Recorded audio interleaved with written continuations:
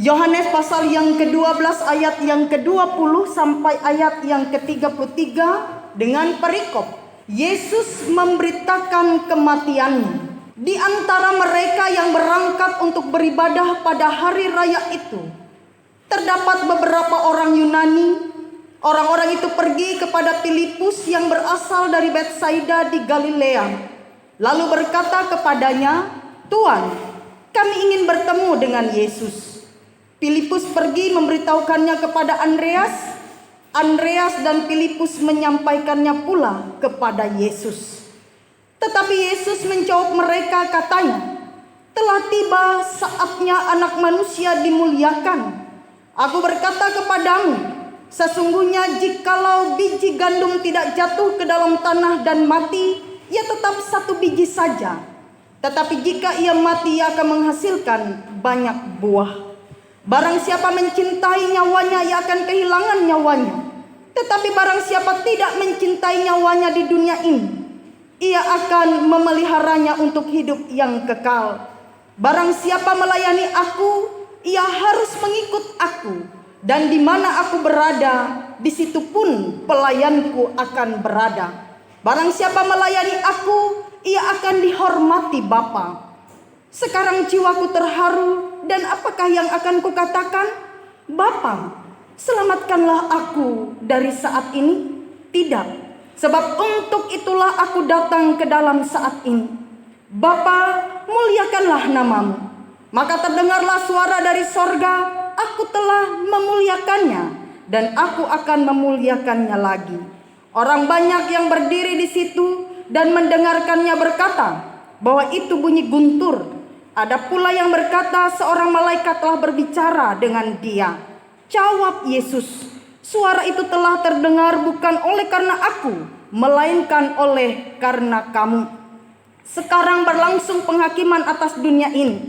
Sekarang juga penguasa dunia ini akan dilemparkan keluar. Dan aku, apabila aku ditinggikan dari bumi, aku akan menarik semua orang datang kepadaku." Ini dikatakannya untuk menyatakan bagaimana caranya ia akan mati.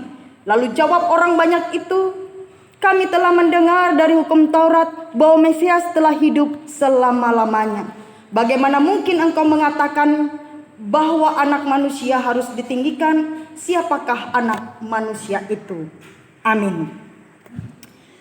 Bapak, Ibu, saudara-saudara yang terkasih di dalam Tuhan Yesus Kristus, kadang-kadang perlu pemahaman yang mendalam untuk memahami apa yang Tuhan Yesus sampaikan. Contohnya, ketika ia memberitahukan bahwa ia akan mati, kemudian dikuburkan, kemudian bangkit pada hari yang ketiga, ia tidak memakai bahasa seperti itu kepada murid-murid yang ada. Tetapi ia memakai peribahasa yang kita telah baca tadi, di mana ia menggambarkan kematiannya seperti gandum yang jatuh ke tanah. Di dalam ayat yang ke-24, "Aku berkata kepadamu, sesungguhnya jikalau biji gandum tidak jatuh ke dalam tanah dan mati, ia tetap satu biji saja. Tetapi jika ia mati, ia akan menghasilkan banyak buah." Apa yang disampaikan oleh Yesus serta apa yang ia beritahukan kepada para murid pada waktu itu memang membutuhkan kebijaksanaan hati untuk memahami lebih dalam. Jangankan kita para pembaca pada masa sekarang, murid-murid yang ada pada waktu itu saja belum bisa memahami dengan benar, dengan jelas apa maksud dari setiap pernyataan-pernyataan Yesus yang berkaitan dengan kematiannya. Buktinya apa? Ketika Tuhan Yesus disalibkan, kemudian mati, kemudian dikuburkan, murid-murid mengalami keadaan yang begitu menyedihkan. Ketakutan, cemas, khawatir, bahkan merasakan kesedihan yang begitu mendalam. Padahal Tuhan Yesus sudah terlebih dahulu mengatakan kepada mereka bahwa peristiwa itu akan terjadi. Bapak, Ibu, saudara-saudara yang terkasih, pesan Tuhan Yesus ini disampaikan ketika ia bersama murid-murid. Ada Andreas, ada Filipus, ada beberapa orang yang bukan termasuk golongan orang Yahudi, orang-orang Yunani yang juga ingin bertemu dan berbicara kepada Tuhan Yesus. Peristiwa ini terjadi ketika mereka sedang berada dalam perjalanan menuju Yerusalem untuk merayakan ibadah Paskah. Jadi Paskah pada waktu itu dan Paskah pada masa sekarang yang kita rayakan memiliki pemahaman yang berbeda. Jika Paskah pada waktu itu mereka rayakan untuk mengingat bagaimana Allah menolong orang Israel keluar dari tanah Mesir, maka Paskah pada masa sekarang kita rayakan sebagai bentuk untuk kita mengingat dan memaknai kematian dan kebangkitan Tuhan Yesus.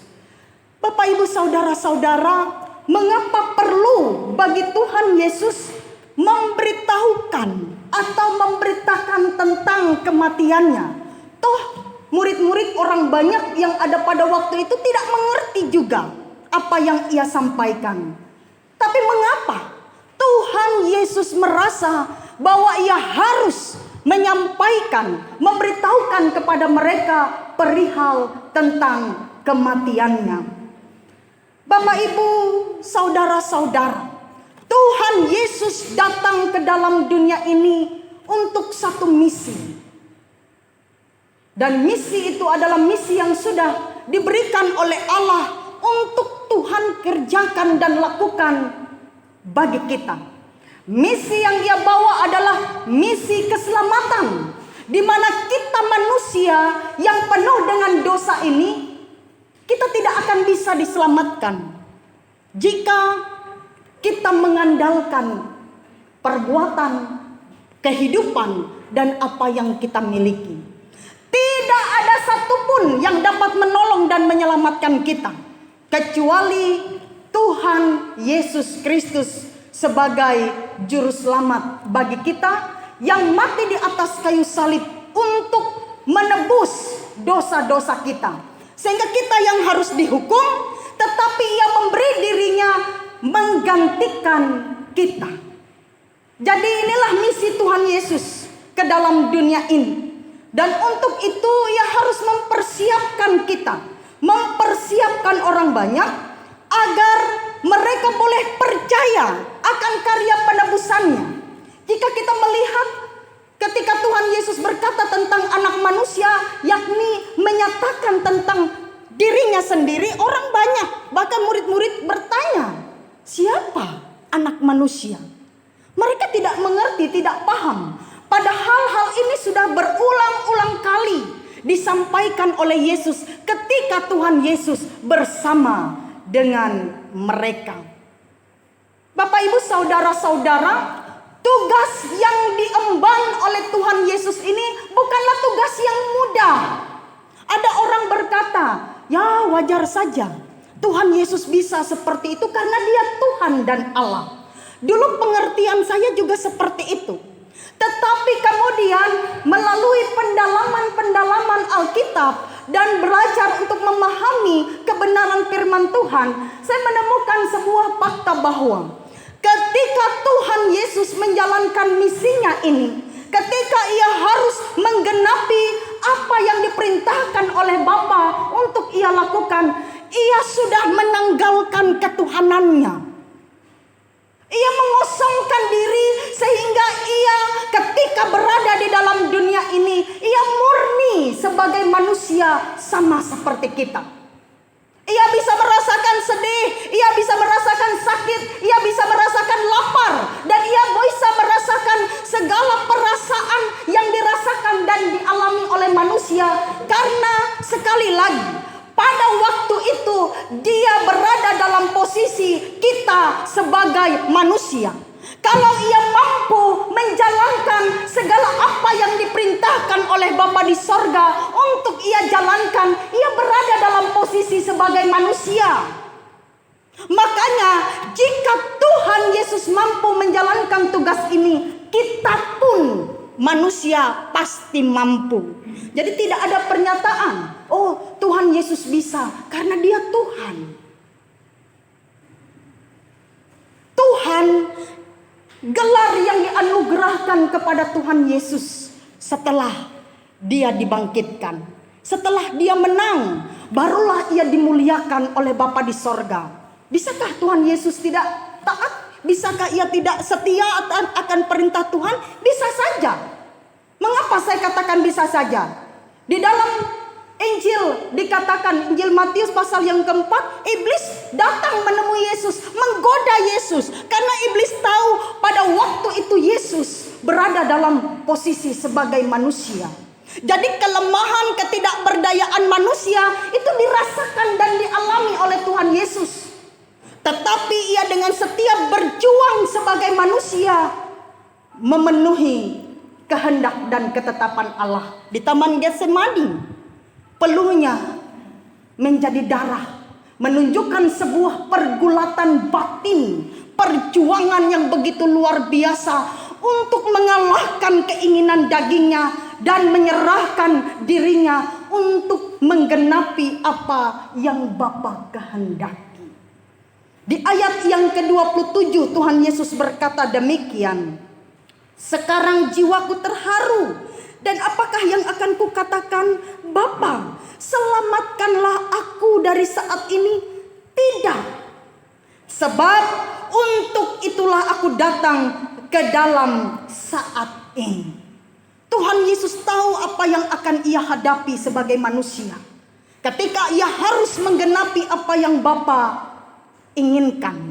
Tetapi ia memilih untuk tidak menyerah. Tidak lari dari panggilan yang Allah telah tetapkan bagi dia. Yang ia minta kepada Bapa adalah kekuatan, kemampuan untuk menjalankan tugas ini dan menyelesaikannya bagi kita.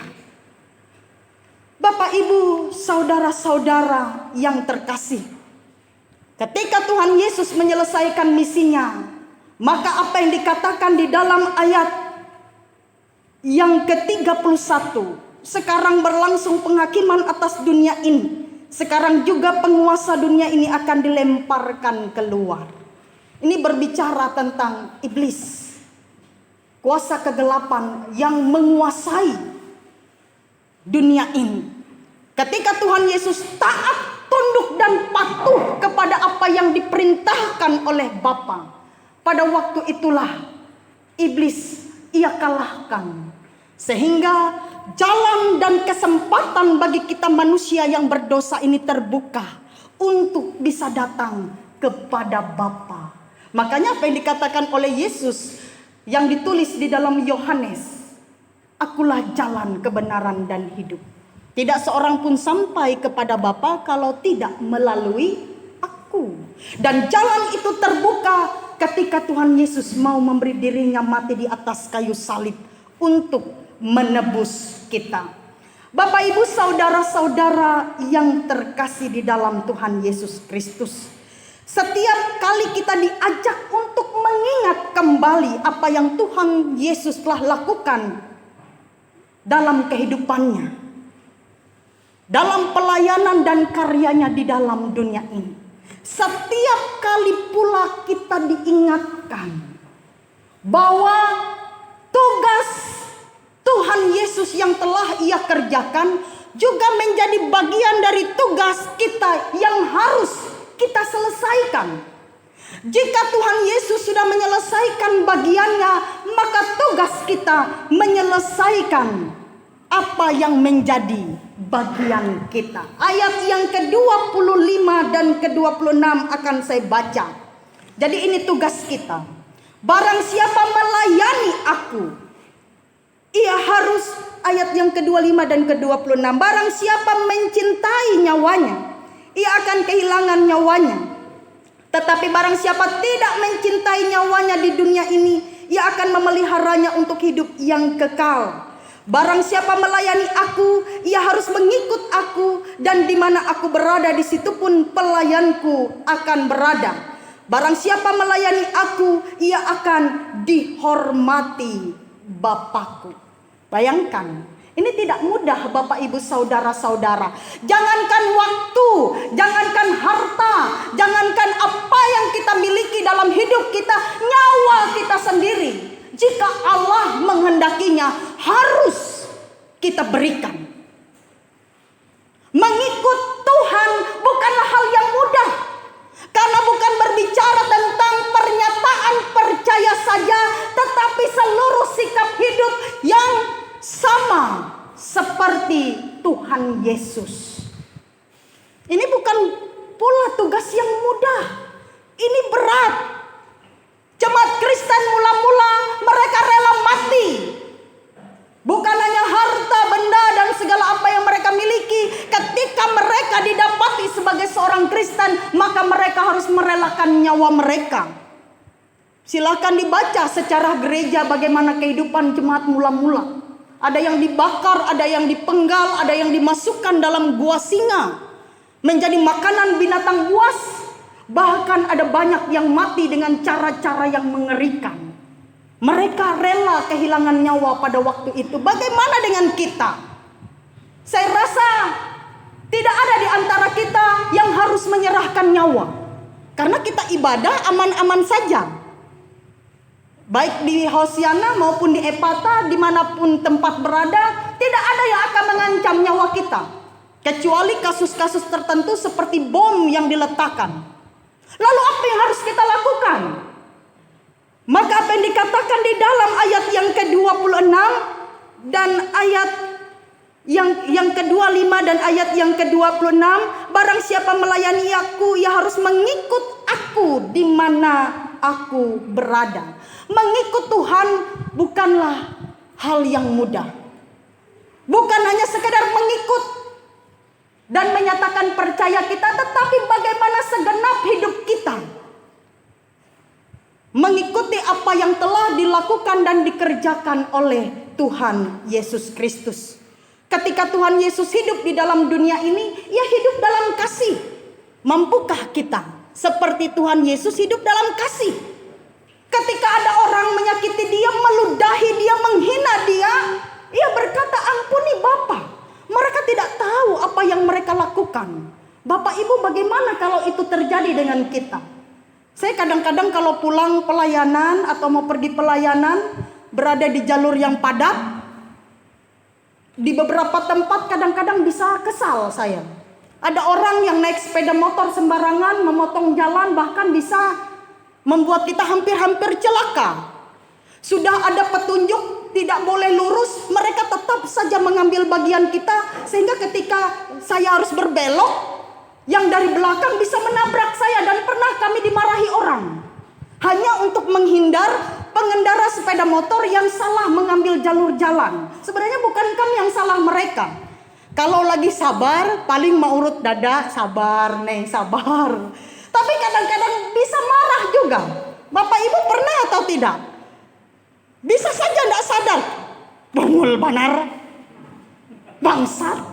Pernah enggak? Jangankan juga bisa ada yang lebih parah, mudahan mati, mudahan kecelakaan. Nah, kadang-kadang sulit bagi kita untuk melakukan seperti yang Tuhan Yesus katakan. Benar atau ini baru aja diambil jalan atau keserempet dan lain sebagainya. Tuhan Yesus itu lebih parah. Saya kadang-kadang kalau membaca cerita tentang kematian Tuhan Yesus, air mata saya berlinang. Mengurut dada saya, Bapak Ibu. Mengapa?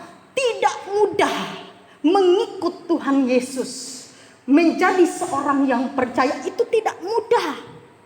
Kita harus mematikan kedagingan kita. Kita harus membunuh keegoisan diri kita. Bahkan kita harus menyangkal diri kita agar kita layak disebut sebagai pengikut Tuhan. Karena hanya ada dua pilihan. Kalau kita tidak mengikut Tuhan, maka yang menjadi bapa kita adalah penguasa dunia. Penguasa dunia ini sudah dikalahkan melalui kematian Tuhan Yesus.